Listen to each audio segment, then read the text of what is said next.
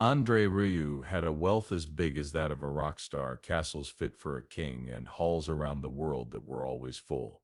But there was a story that no one saw coming behind all the bright lights, fancy outfits, and standing ovations. Even the biggest pop stars today have never been able to build a $40 million company just from classical music. So why then would this huge wealth one day be the reason his closest family members were crying? He wasn't rich at first. He was a kid who loved music when he was younger. Because his dad led the Mric Symphony Orchestra, he was always around music. It was a big part of his life, but Andre knew from the start that he didn't want to be quiet in a stuffy club. It was time for something bigger, louder, and much more exciting. Andre made it possible for people to clap, sing, and get up from their places one step at a time. It was 1987 when Andre did something very dangerous that could have made him famous or ruined him for good. He started the Johann Strauss Orchestra, which was not a small group playing quietly for praise. It was a full-on entertainment force. What began with only 12 players quickly grew to include over 60 artists from all over the world. Not only did Andre play traditional waltzes, but he also played a lot of other music like Strauss songs and the Macarena.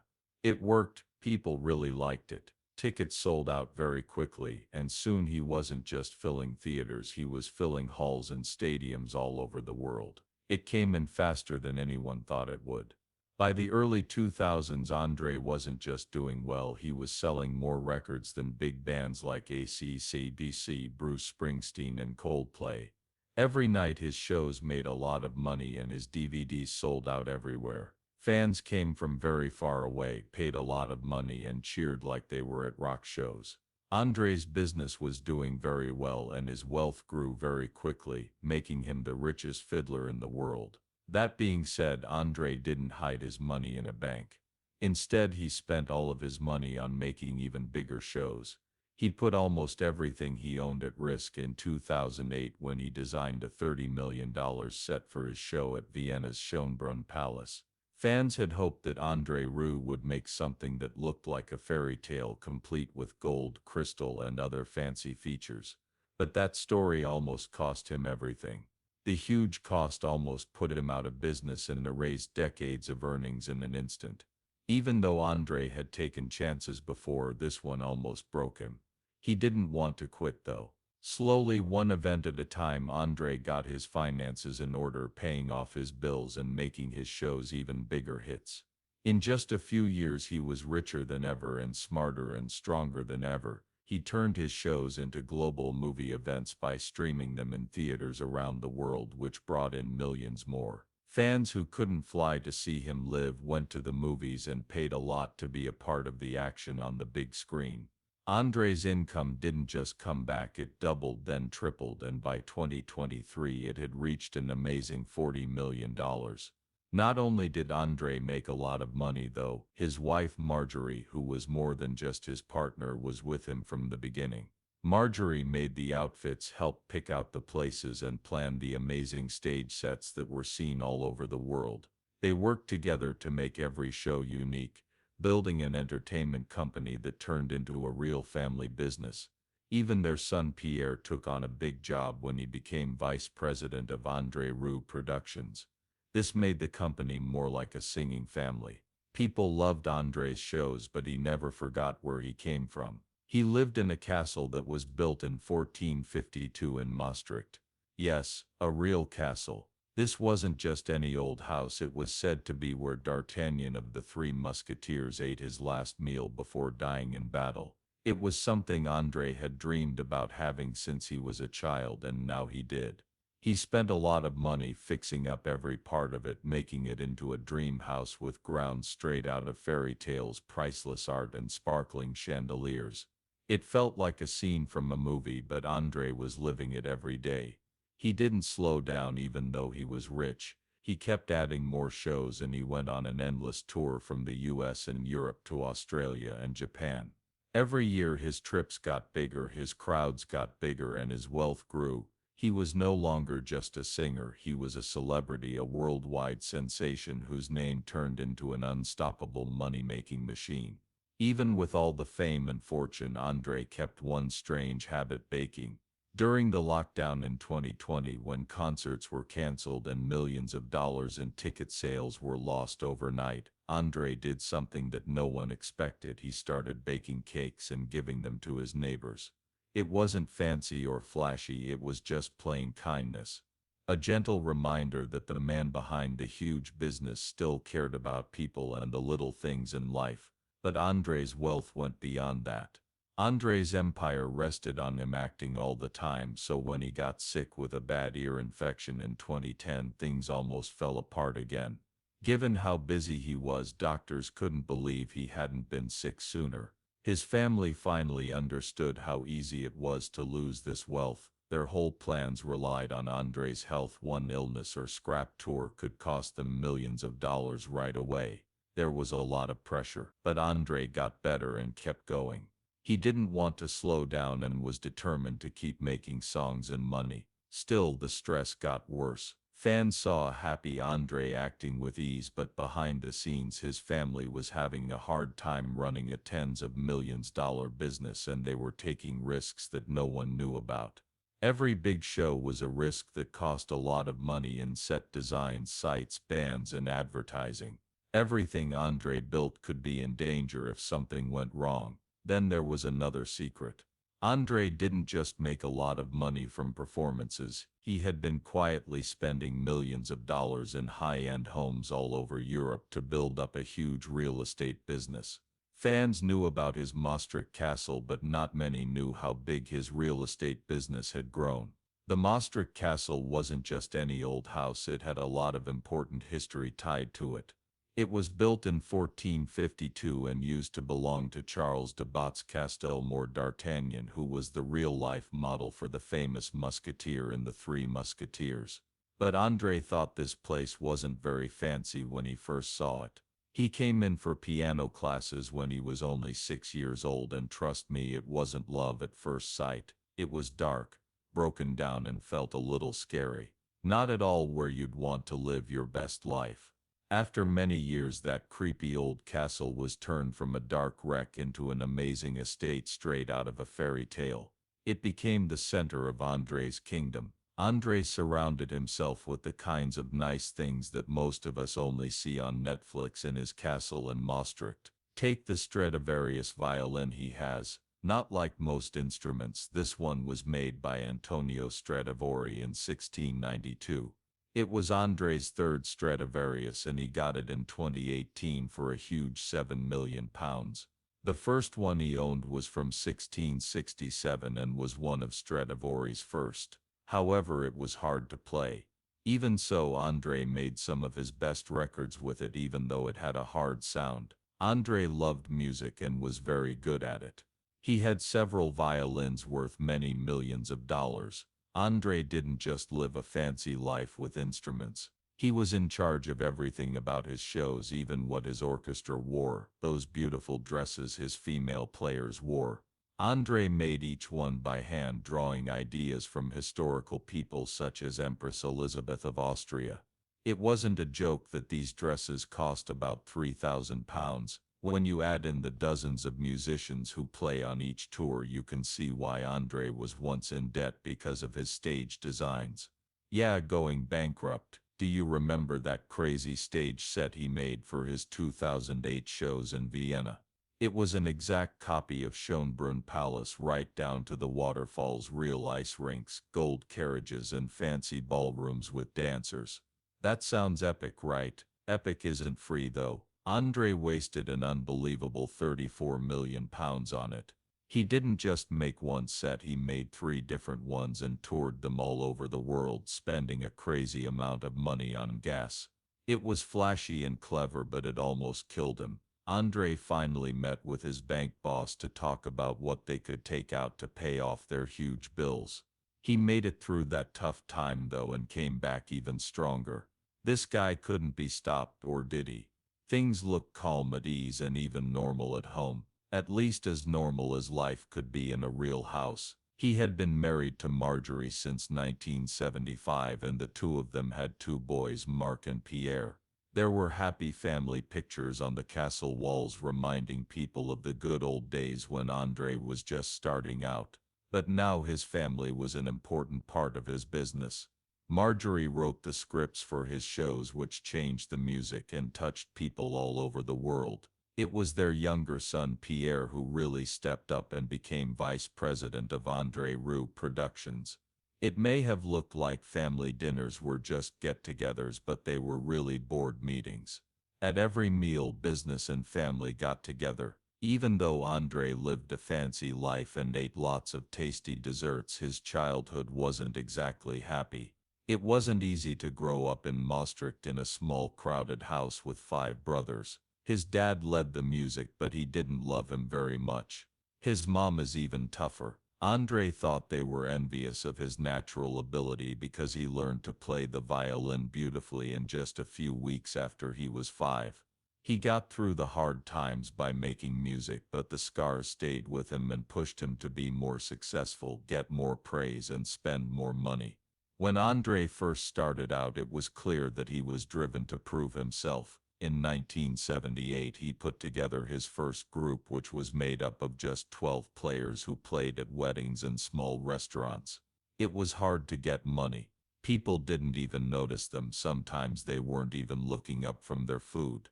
André almost quit music altogether. He even joked about opening a pizza place instead. Imagine André Rieu bringing pizza to Paganini's table while holding a violin. But luckily for his millions of fans around the world, he kept making songs. André changed his group in 1987 and made the famous Johann Strauss Orchestra. He looked up to Johann Strauss, who was known as the original waltz king, and showed that artists could also be business geniuses. Strauss had 5 musicians playing at the same time. André finally chose one huge orchestra, which is now the world's biggest personally owned orchestra. They went on tour all over the world, playing to sold-out crowds in America, Asia, and Europe. André's fame took off quickly and suddenly during a memorable soccer game in 1995. Bayern Munich was playing Ajax in the Champions League final, and André smartly bought a minute of live TV time during halftime to play his music. Ajax scored right before halfway, which was great timing. A lot of people watched André play Shostakovich's Waltz No. 2 live on TV. The next week he sold more than 200,000 CDs, which made him a worldwide star right away. His whole life changed when he scored a soccer goal at the right time. As dreams got bigger, they came true. With fake snow, balloon drops, and fancy ball dresses, André spent millions of dollars making sure that his shows were the most spectacular events possible. Every show was an over-the-top party. To keep things real, he reportedly insisted on offering real champagne during shows even though he didn't drink it himself. Fans loved seeing the show. Some people looked at André funny, but he didn't care. He wanted the truth. No quick fixes. Don't act fake. Even with all of this comfort, André kept things real. He liked Tintin books, read crime novels to learn Spanish during lockdown, and still had a simple toy truck from his childhood that he loved. This truck wasn't just a toy, it reminded him of when he and his brother Robert used to build cars out of old wheels and scrap wood. André wasn't just a rich man who lived in the past, though. He had his sights set on the future. With 60 players and a huge staff of helpers, André's orchestra was bigger than ever. It was now the world's biggest private orchestra, a lot bigger. He wasn't happy with selling 40 million records or being the biggest classical star in the world. He aimed to do something that no artist had ever done before. He really wanted to hold a show on the moon. Yes, you did hear that right, the moon. It wasn't a joke, André. Even billionaire Richard Branson and he talked about building a hotel on the moon's surface. Branson promised to do it. He is known for having crazy plans. Who is André? He was going to bring his huge Johann Strauss Orchestra up, their instruments and all, to play the first concert ever held in space. It sounded crazy until you remembered that this was the person who made classical music sell more than Beyoncé and Metallica. André Rieu was the only person who could make a concert on the moon happen. But how did Andre get to be so ambitious and successful? Well, most classical groups get their money from schools or wealthy donors, but Andre built his orchestra all by himself. In the late 1980s, he had almost nothing. He only had a crazy dream and a few close friends who believed in him. From the start, Andre took a lot of risks. Since he didn't have any sponsors or government help, he put all the money he made from records and ticket sales back into the group. He now has to pay at least $1 million a month to run this huge business, and that doesn't even include the costs of traveling. That meant that every show had to be sold out and every record had to be #1 on the charts. If they didn't, everything would fall apart overnight. Andre hired about 110 full-time employees, such as musicians, lighting techs, and cooks. He also hired another 100 freelancers around the world to help with marketing, travel, and planning. It was more than a business. It was a family. His second family, one that went around the world together and put together and took down huge stage sets in stadiums from Sydney to Mexico City. 9 huge cars were needed for each city, each full of lights, outfits, instruments, props, and other gear. His team worked non-stop, and they would often start putting together the stage at 7 a.m., then taking it down right away when the 3-hour show was over around midnight. For the crowd, every show was like magic, but behind the scenes it was hard, focused work. Andre was very strict. No rock star behavior is allowed. He had his team travel with their own cooks to eat healthy meals, and Andre himself slept before every show to stay awake. He knew that one bad show or night of being tired could cost him millions of dollars and hurt his image. Andre made sure that his artists and he celebrated after every show. These were not wild champagne parties, just good wine and casual talks. For Andre, this wasn't just work, it was his life's work. This never-ending work attitude really paid off. Even though streaming and digital songs are common now, Andre's albums sold a huge number of copies. Universal Music, his record company, had been working with him for more than 20 years, and the results were amazing. Over the course of 20 years, Andre sold more than 40 million albums around the world. This is a huge amount of records, usually only sold by pop stars. People said DVDs were dead, but Andre's fans still bought millions of them every year, especially ones with videos from his famous summer shows in Maastricht. He carefully edited these videos of these shows every year, and fans rushed to buy them. This proved Andre's view that his fans always liked real things they could hold in their hands. Andre wasn't just a great singer, he was also a great performer who knew what his fans wanted. He often put out themed records like the famous movie themes collection, which had huge hits like My Heart Will Go On. Andre said he didn't write much original music because he liked to change up well-known songs and add his own unique style to them.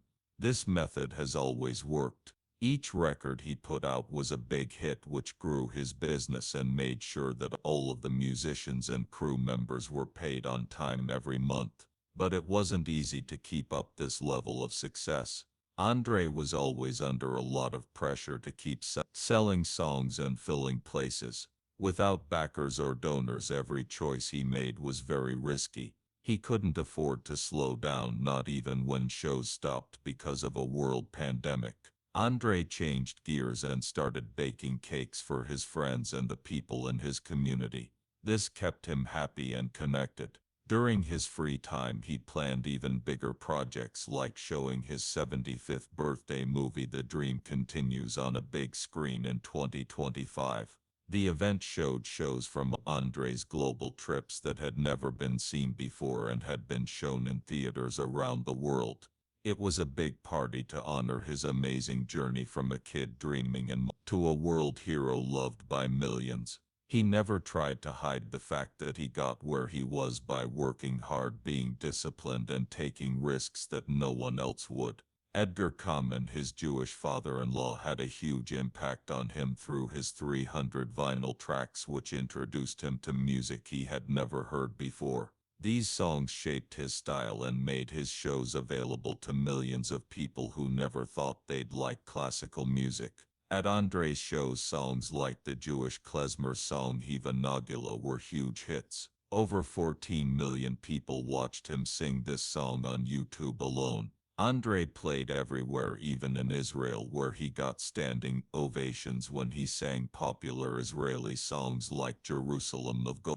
Andre never forgot where he came from, even with all his success. On his 75th birthday, he celebrated in style by having his whole orchestra play on a big boat party that went through his hometown of Maastricht. Fans from all over the world joined in by watching movies with acts from decades of Andre's outstanding shows. No one thought Andre would be able to build such a huge private orchestra, become famous all over the world, and become so rich that his family was both happy and scared.